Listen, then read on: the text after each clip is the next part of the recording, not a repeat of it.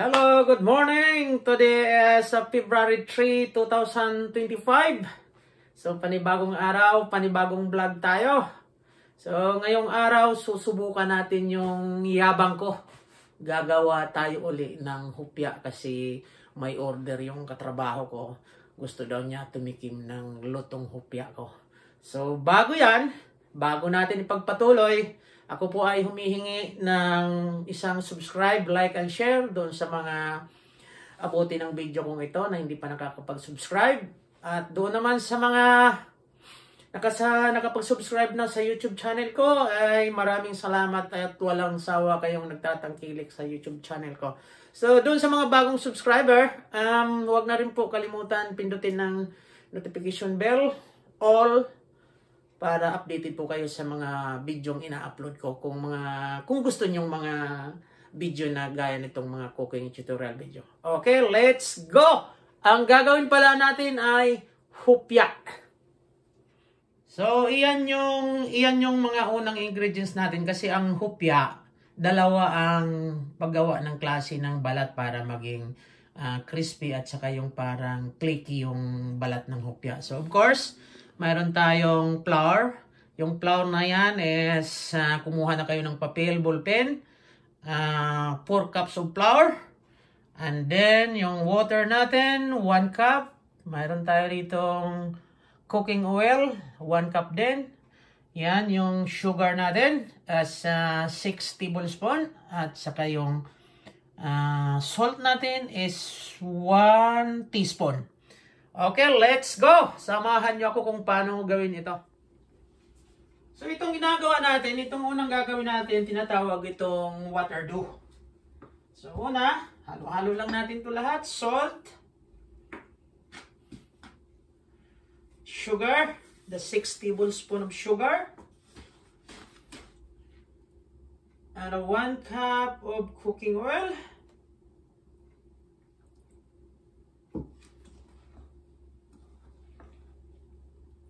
and of course, our 1 cup of water. So, ang paglagay ng water is gradually. Huwag natin ibigla yung 1 cup. So, dahan-dahan lang. Para maging even yung pagkahalo talaga ng harina natin. So, by the way pala guys, itong harina natin is all-purpose flour. Kung wala kayong all-purpose flour, you can use third class or first class, whatever kind of flour you can use. But it's much better you use third class of flour.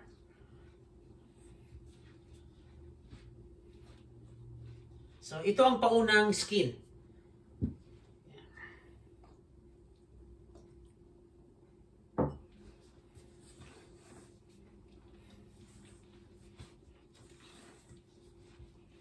So, by the way pala guys, add ko lang to sa inyo. Sa pagluluto pala, kailangan unang-una talaga body check temperature tayo. Body check natin yung sarili natin. Either na yung ika nga body check, may temperature, ano dyan. So, check natin yung sarili natin kung karapat-dapat ba tayo gumawa ng pagkain sa araw na ito. Body check. Malinis yung daliri natin, nakahugas tayo, nakaligo. So, walang kuko. Kung may buhok kayo, kailangan mag-hairnet kayo. Pero gaya sa akin, na wala namang buhok. So, wag na mag-hairnet. Okay? So, hindi rin kailangan na gagawa ka lang ng excuse me, pagkain na masama yung pakiramdam mo. So, hindi maganda yon kasi ang ginagawa natin is pagkain. Okay? So, simple tip yan.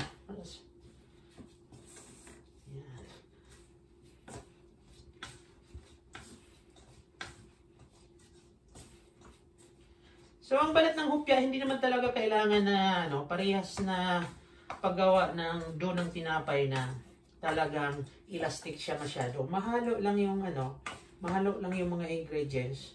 Okay na ito. Yan, ganyan lang. So, i-set aside natin to. Gagawa ulit tayo ng panibagong balat yung ipipill up natin dito para mamaya magiging flaky siya. Okay? Huwag kayong aalis. Ito na yung pangalawang balat ng hopya natin. So kanina, ito, tinakpan ko na ng plastic, 4 cups na flour ito. So ngayon ito naman, ay 2 cups lang. So yun ang tandaan nyo ha. Yung pangalawang balat medyo kalahati doon sa unang balat.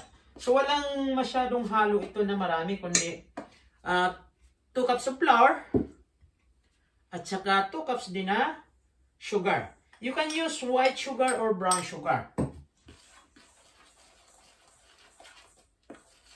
And then 2 cups of lard. Kung may ballpen kayo dyan at saka papel, isulat na nyo para hindi nyo makaligtaan. Yan. Pwede rin to itong lard, pwede rin nyo to tunawin to sa sa gayon hindi kayo masyado mahirapan. Pero sa akin okay lang ito kahit hindi ko lang.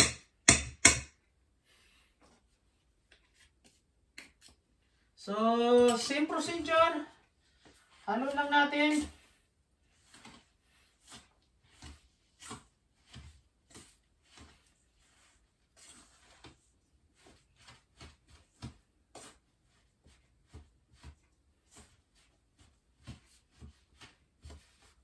Parang kailangan ata ng gloves natin para mas mahalo ng husto. Oh, wala tayong gloves dito. Okay, hanap tayo ng gloves mamaya. Diyan lang kayo, hanap tayo ng gloves.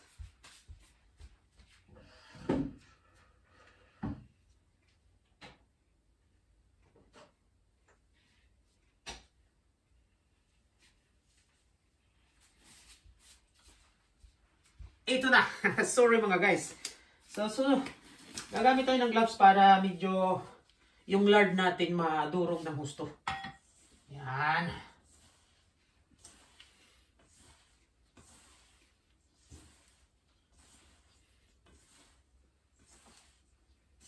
So, pasensya na kahit medyo mahaba-haba talaga itong video na to kasi ang paggawa kasi ng hopya medyo medyo masilan, maproseso talaga.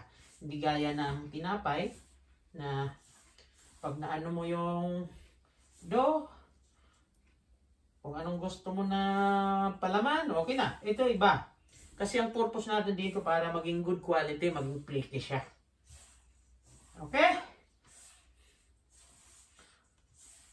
Maproseso talaga ito kasi mamaya gaw-gawa pa tayo ng ipapalaman natin. So ito balat lang ito. Dito na kayo makakapag ng option, either hopya baboy, hopya monggo, hopya pandan, kung ano pa dyan, hopya obe. Pero ang gagawin natin ngayon, yung ordinary yung sa hopya na sibuyas. Yan.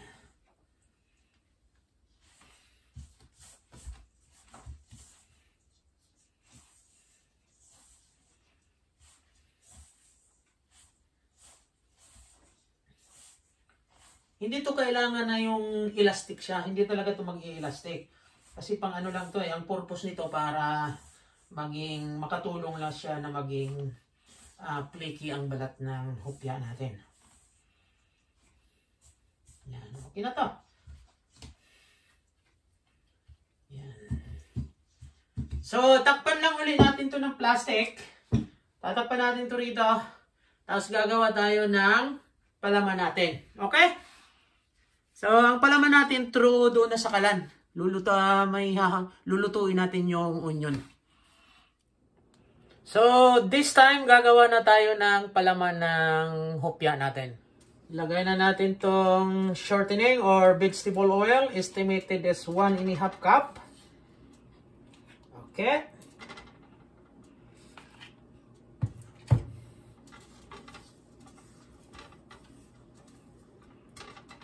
Tunawin lang natin. So, ayan na. Tunaw na yung shortening oil natin or margarine. Lagay na natin yung onion natin. 3 cups itong onion. So, ang sekreto rito para hindi makiaway sa inyo ang onion, huwag nyo masyadong initin ang margarine natin. Okay? Ayan.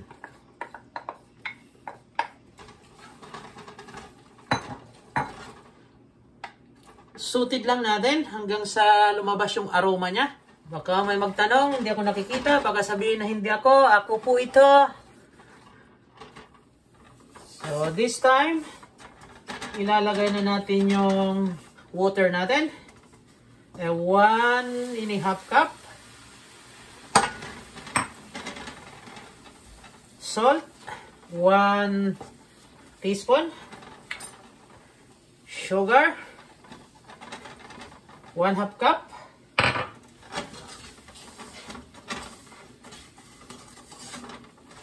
Yan.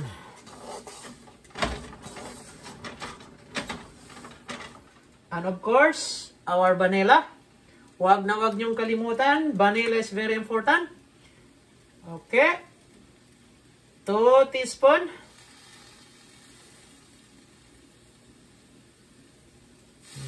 Okay.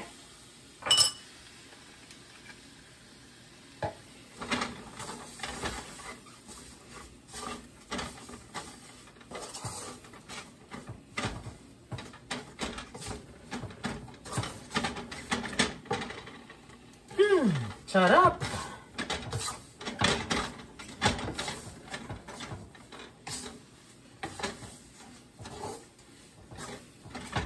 You can use also like a spring onion. Yeah. More cheaper if you use a spring onion.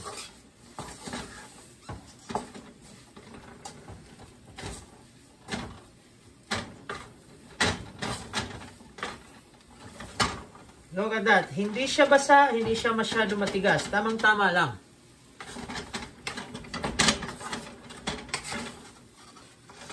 Okay, ready na. At palamigin na lang natin at mag-uumpisa ulit tayo ng kung doon na sa actual na paggawa talaga ng hupyak. Okay? Ito na mga guys. Mag-uumpisa na tayo sa final na paggawa natin ng hupyak.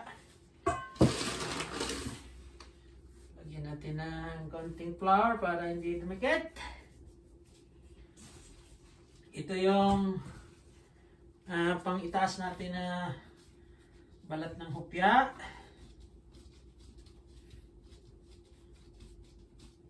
So, pagtsagaan nyo, medyo mahaba-haba talaga itong video na to. So, ilapad lang natin itong rolling pin natin.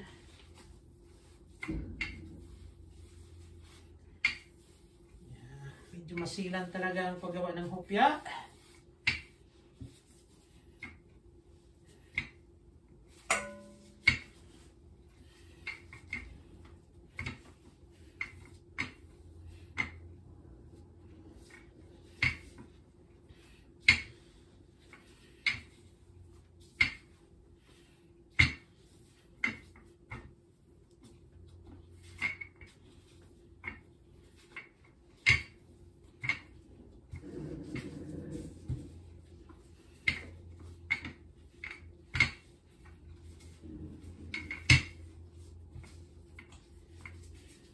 Huwag kayong mainip kung medyo matagal.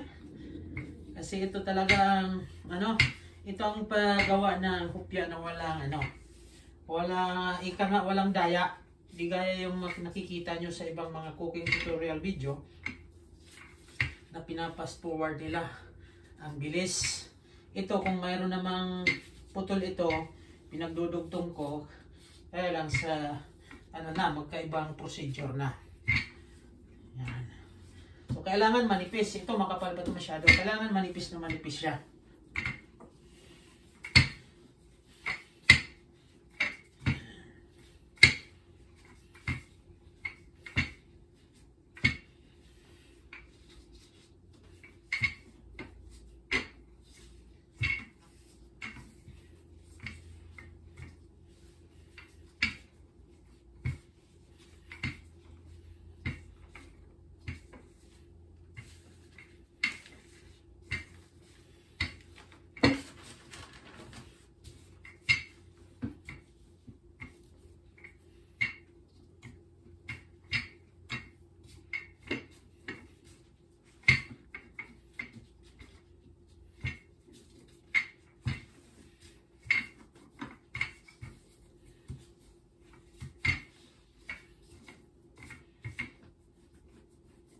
But sa mga malalaking bakery, hindi ganito. Ito homemade ito.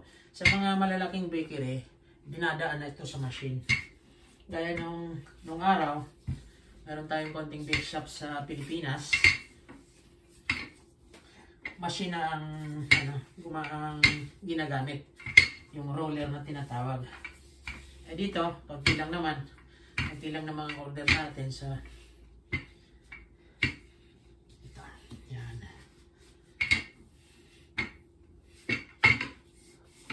Hopefully, magustuhan tong order niya, magustuhan ng lasa, at umorder ulit sa atin at makamaritis siya sa mga kaibigan niya na si Chef Jerry magandang gumawa ng hopya at makatanggap tayo ng panibagong order. Yun lang naman eh.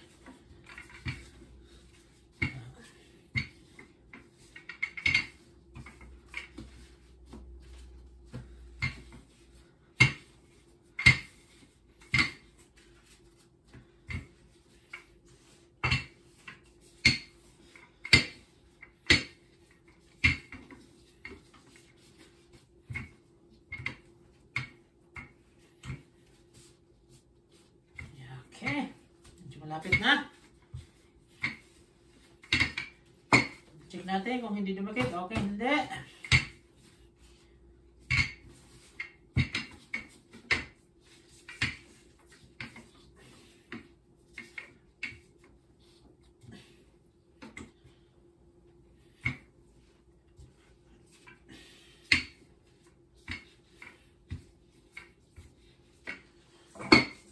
So, ito yung pangalawang balat na ginawa natin kanina. So, ganito, i-spread lang natin to rito.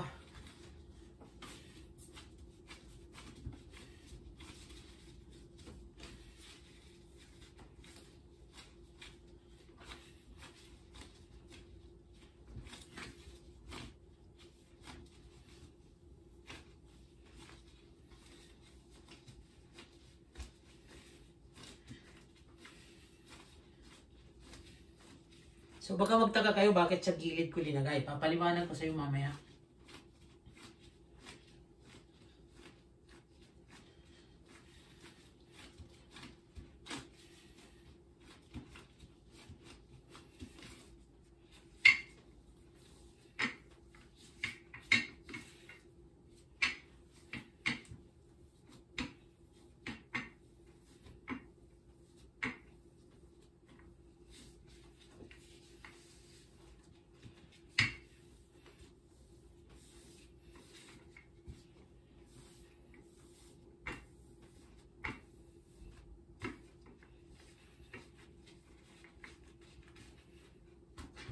Yan, kung medyo dumikit, lagyan natin ng konting flour.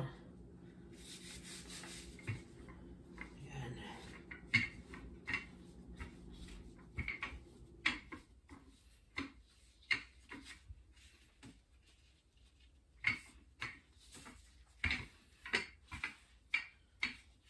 Promise to mga guys, napaka-flaky nito mamaya.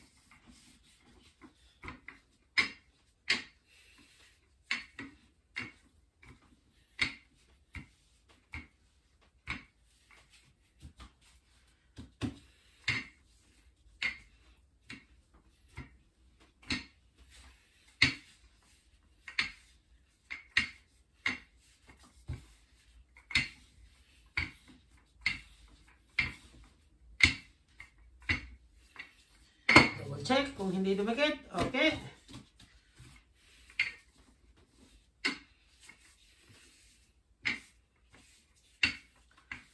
Ito na, papaliwanag ko kung bakit dito sa one side ko lang linagay. Kasi itong side na to, itatakip natin yan. Kaya, like that. Yan.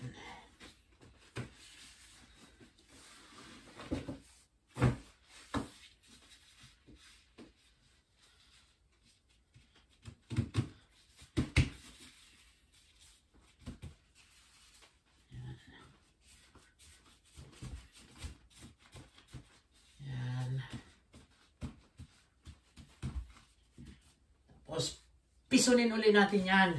Hanggang tatlong baliktad. Okay? So, ito na mga guys. Na-roll na natin to. Yung balat ng ano natin. So, mag-ano na tayo atin na i-divide ito kung ilan ang ano nito.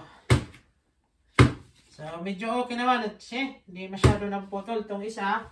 Medyo malaki ang pagkano natin. Pahabain na lang natin ito mamaya. Okay?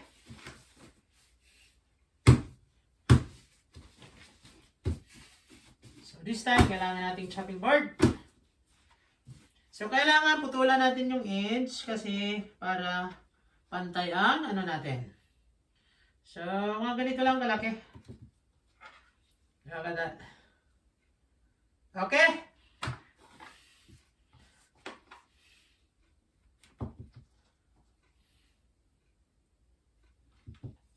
Yan.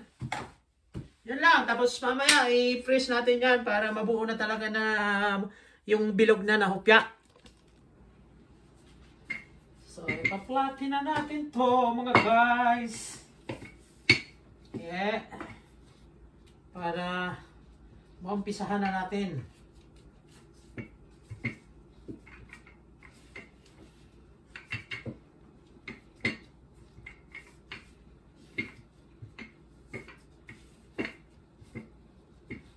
Okay. Ito yung palaman natin kanina. So, tansyahin lang natin na hindi masyado marami. Ayan. Ganyan lang.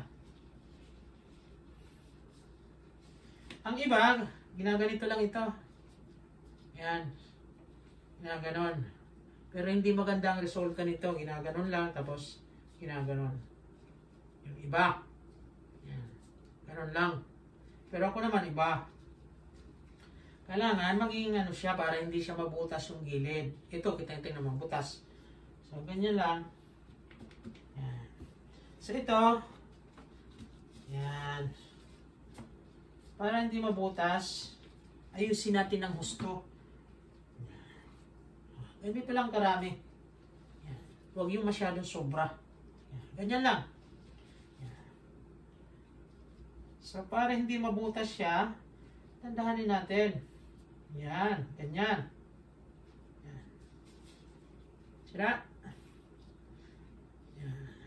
Yan lang, mayroon din kaunting butas pero kayang ano.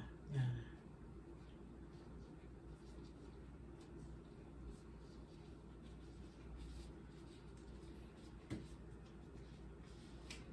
Okay? Ganun lang kasimple. Mamaya, papakita ko ulit sa inyo kung paano ilagay natin sa bago isa lang. So, mga guys, dahil tapos na natin mabuo yung hupya natin, ito.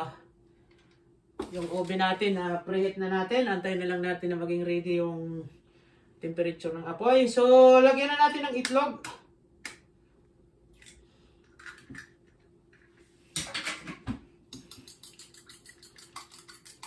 Okay. Ang iba nito, linalagyan ng gatas yung pastel. Evaporada. Pero ako, itlog na lang. Huwag nang yung gatas.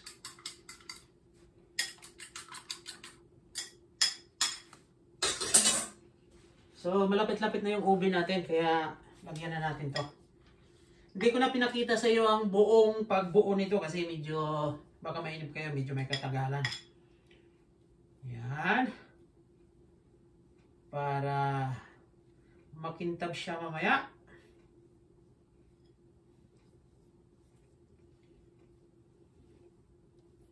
Kung kakayanin nyo, huwag nyong iwasan nyo na malagyan yung parchment paper ng itlog kasi maitim. Kung kakayanin lang naman nyo, pero sama talaga yan sa trabaho na minsan may bumabagsak na itlog dito sa parchment paper.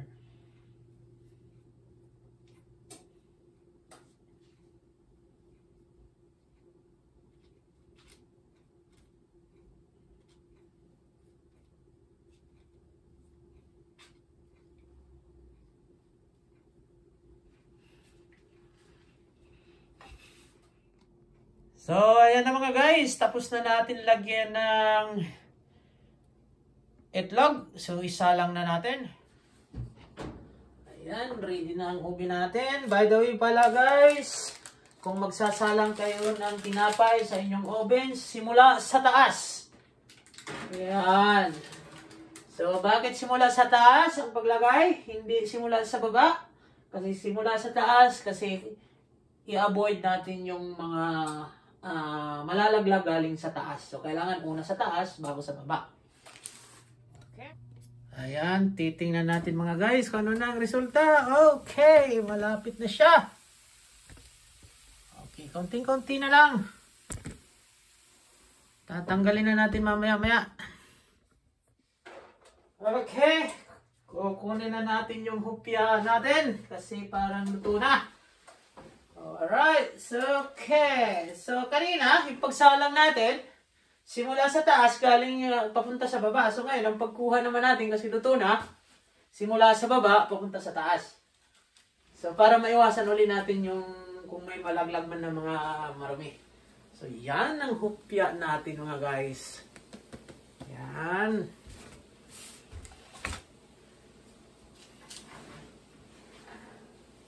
So, yan, malalaking hupya. Sana magustuhan ito ng katrabaho ko na nag-order sa akin.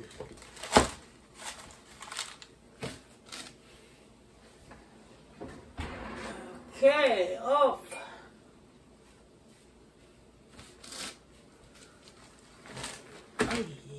Ay. Oo. Yan. So, ayan na mga guys, yung hopya natin. So, salamat naman at wala pa rin tayong kupas. So, yun lang muna sa ngayon mga guys. Sana ay nagustuhan nyo yung cooking tutorial video natin ngayon. So, yun lang muna. Bye-bye! Salamat sa panonood. Ingat-ingat po kayo.